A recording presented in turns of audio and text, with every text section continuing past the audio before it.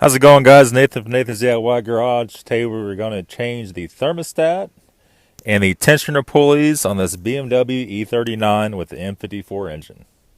Okay, so starting off here, we have a couple pulleys. We have the tensioner and we have the idler on the driver's side on the main belt, not on the AC belt. We already did that one before.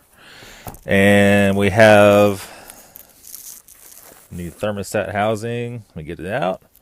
Right here, it has the new sensor, the thermostat, everything in it. We're going to go and switch out to that also. This car is having a temperature gauge problem. It's falling below the normal threshold. It's only running about a quarter of the way up. This job is too long to do a regular video, so we're going to have to do a time lapse. And I'll time lapse the whole thing from start to finish.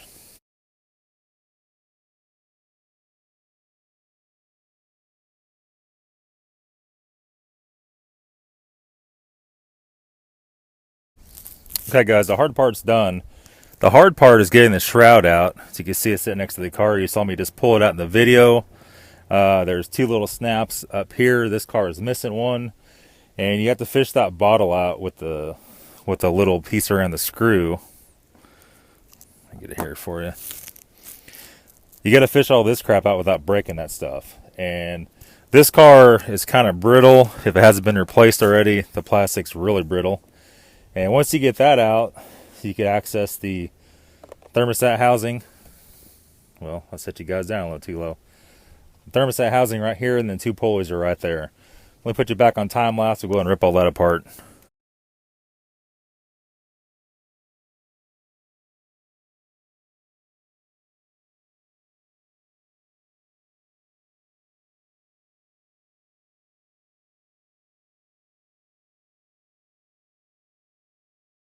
Alright guys, we got her off. This is a thermostat, obviously. You can see here it's been resealed once, so it didn't leak at all. That was a problem when we first got the car. We're thinking the sensor, possibly the thermostat's bad. You can see when I took this thing off, let me set it down here so I can show you. You must take the banjo fitting for the vanos off. And of course, watch out when you do, it has two little washers on it. You're going to have to watch out for it. Also, this bracket, the engine lift hook, needs to come off also. You can see in the video. Okay guys, so we're going to do here, we already cleaned the thermostat housing with this piece of Scotch-Brite. We're going to use Mega Gray. We have a little bit left, should be enough to do this job. And we're going to go ahead and put the thermostat back on so it could be setting up. And while it's setting up, I'm going to go ahead and change the pulleys.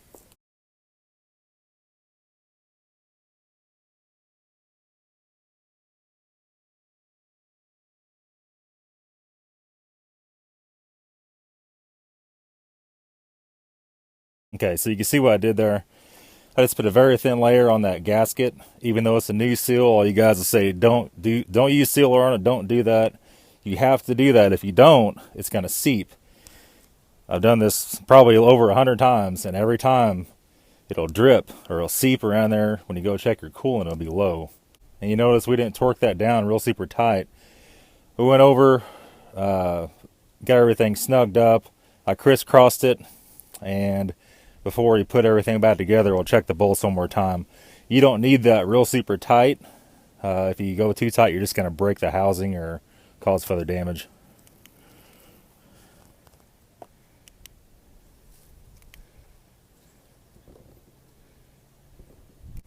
Okay, so what we did here, we went ahead and snapped the snap lock hoses back on.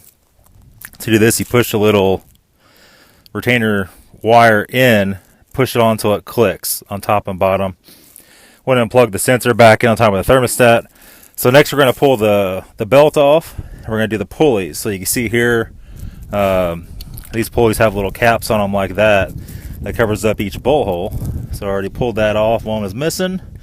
This is a 16. This is a, where'd it go here? I don't remember what it even was. T50. So this is a T50.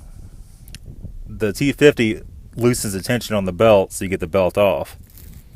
So after we get the belt off, we're just going to go ahead and loosen this to the point it breaks that bolt loose so we can take the pulley off. And this one up here, of course, will break this loose and pull that off.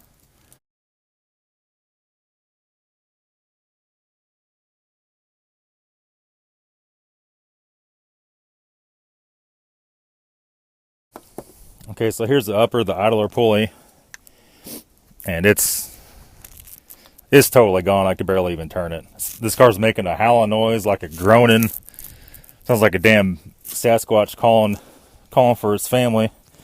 And that's totally gone. So this is standard thread. The other one is too. The other one you're gonna want to tighten. When you tighten the T50, it's gonna loosen the belt. Okay, so you slip the belt off, then you flip your ratchet to loosen, and you loosen it up to actually take the bolt out of it, which is what we're gonna do right now.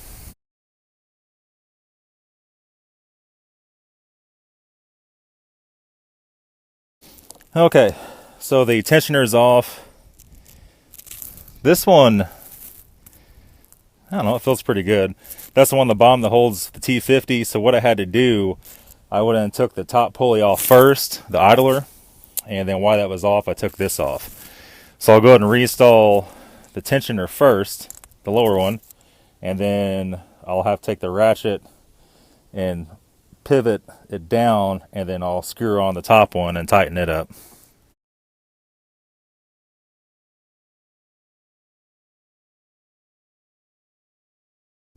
Okay guys, here it is, and you can see the two new pulleys on it right there. The lower one is the tensioner, and this is the idler, of course.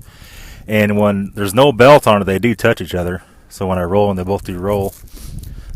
So what you're gonna need to do, like I said before, you're gonna want to put the bottom one on first, and you're gonna want to pry down on the bottom one so you can get your top one to clear. Push it in, and don't forget that on the top, where to go here, this one does have a peg that goes to the passenger side. You can see the little divot. Don't forget to put the peg in there. And that's pretty much it. I'm going to snap the belt back on. And that pretty much sums up this job, besides reassembly of the fan shroud and the fan.